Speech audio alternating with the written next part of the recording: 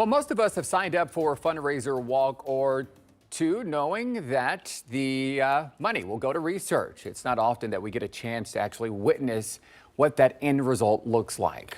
Well, here in Central Ohio, two girls with type 1 diabetes want you to see how those dollars have changed lives in less than a decade. Did you get me some? No, I didn't. Hey. They are your typical 11-year-olds. Okay, girl, you're getting a little ahead of yourself. I don't care.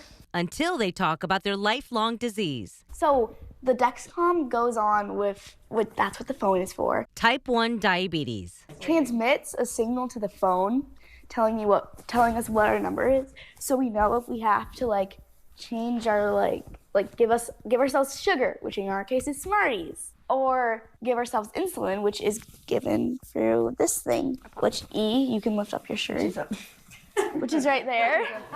Caroline and Elizabeth Carter are twins. They were barely one when doctors diagnosed them with juvenile diabetes a decade ago. But they still remember those painful moments growing up of having needles test their blood sugar and give them insulin. So I just remember going on the floor and basically doing downward dog, waiting for my mom to come up. And then I remember we would be eating and our old chairs used to have a back in them, like a hole, and Mom would be pulling out our pumps from our little fanny pack that we had where our pumps were, and she would be doing our number, and I'll be like, when can you put it back? And she was like, just give me a second, and I feel like you're taking too long. Gone are those days thanks to research through organizations like JDRF.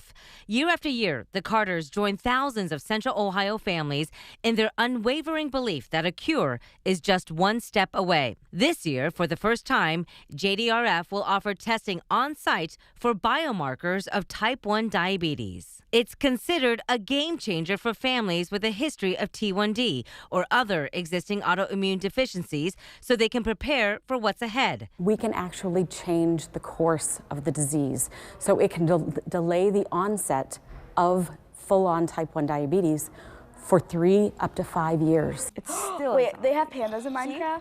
Until then, I can never forget about it big time, but I cannot always think about it too. Because it's easy to not think about it when you have all this stuff. the Carter girls are living proof of how fundraising impacts their quality of life. Means having experience and being able to share that experience with others who need it most. They're 11 Wow. years old. Can you believe that? Still time for you to sign up for JDRF The One Walk. It's happening Sunday, April 28th.